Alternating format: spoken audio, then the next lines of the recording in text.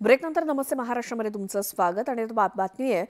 मंत्री गुलाबराव पाटील यांनी अनेक विषयांवरती भाष्य केलं आणि देशभरात कमी अधिक जागा आल्या असल्या तरी एनडीएकडे बहुमत आहे आणि नरेंद्र मोदी हेच पंतप्रधान होतील हा माहोल असल्याचं गुलाबराव पाटील म्हणाले। तर फडणवीसांनी राजीनामा देऊ नये अशी त्यांची इच्छा त्यांनी व्यक्त केली आहे। तसंच विरोधकांकडून आमदार संपर्कात असल्याच्या दाव्यांवर सुद्धा गुलाबरावांनी प्रत्युत्तर दिलं।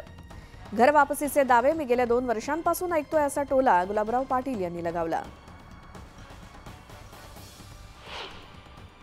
जरी कमी अधिक जागा आलेल्या असल्या तरी बहुमत जे लागते मॅन्डेट ज्याला म्हणतात ते मॅन्डेट पूर्ण या ठिकाणी एनडीएकडे असल्यामुळे निश्चितपणाने या देशाचे पंतप्रधान आदरणीय मोदीजी हे 3ऱ्या वेळेस शपथ घेणार आहे आणि आम्ही तर घटक पक्ष असल्यामुळे अनुमोदन देणे हे आमचं कर्तव्यच आहे। अपयश फक्त पूर्ण महाराष्ट्रामध्ये आलं नाही तर अपयश 2-3 स्टेटमध्ये ज्याच्यावर गॅरंटी होती तिथे आपल्याला काही प्रमाणामध्ये अपयश आलं आहे। त्यामुळे राजीनामा दे हा पर्याय न होता त्याच्यावर दुरुस्ती करणे हा पर्याय होऊ शकतो, पण शेवटी हा त्यांचा पक्षाचा अंतर्गत बाब आहे आणि मला तरी असं वाटतं की याच्यावर काही तोडगा हा या ठिकाणी निघेल। नाही दावा नाही गेले कोण मला त्यांची नावं जर कळली तर ठीक होईल। हे दावे तर मी ज्या 2.5 वर्षापासून ऐकतो आहे त्यामुळे दावे प्रतिदावे या गोष्टींवर माझा विश्वास नाही।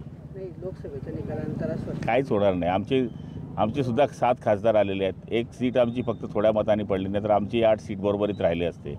त्यामुळे असं मला नाही वाटत काही होईल, पण आता गर्दीमध्ये साप सोडायचा धंदा काही लोकांचा आहे आणि तो साप त्यांनी सोडलेला आहे, पण साप कसा पकडावा हे आम्हाला माहीत आहे।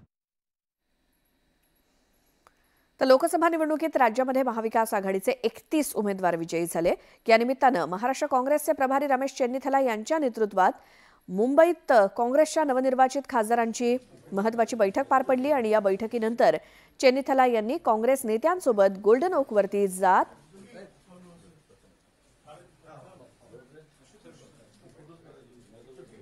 शरद पवारांची त्यांच्या निवासस्थानी जाऊन भेट घेतली आणि या भेटीनंतर चेन्नीथला यांनी मातोश्रीवरती जात उद्धव ठाकरेंची भेट घेतली।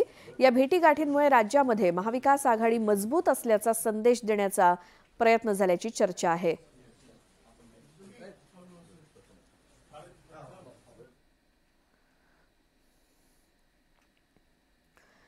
सोलापुरात वेगवेगळ्या गावांमध्ये वीज कोसळल्याच्या घटना घडल्या आहेत आणि वीज कोसळल्यानं दोघांचा मृत्यू झाला तर एक व्यक्ती जखमी झाली आहे।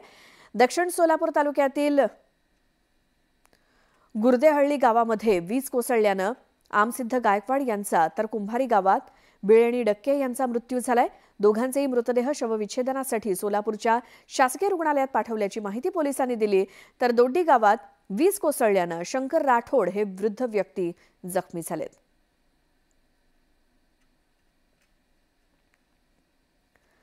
सोलापुरात दमदार पावसानं हजेरी लावली आणि जिल्ह्यामध्ये मेघगर्जनेसह विजांच्या कडकडाटासह कालपासून पाऊस पडतोय। हवामान विभागानं सोलापुरात 3 दिवस मुसळधार पावसाचा अलर्ट दिलाय। दरम्यान गेल्या 24 तासात सोलापुरात 3.8 मिलीमीटर पावसाची नोंद झाली।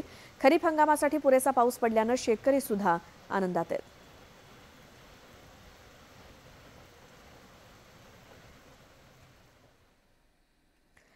जळगावच्या पाचोऱ्यात मुसळधार पाऊस आणि विजांच्या कडकडाटासह पावसाची हजेरी पाहायला मिळाली। रस्त्यावरती पाणी साचल्यानं जनजीवन विस्कळीत झालं। काही भागात विजेचा लपंडाव सुद्धा सुरू आहे। जळगावातली ही दृश्य पाचोऱ्यामध्ये मुसळधार पाऊस सुरू आहे। विजांचा कडकडाट आणि हा मुसळधार पाऊस रस्त्यावरती पाणी साचलं त्यामुळे जनजीवन विस्कळीत झालंय आणि काही भागात त्यामुळे वीज गायब झाली आहे। विजेचा लपंडाव सुरू आहे।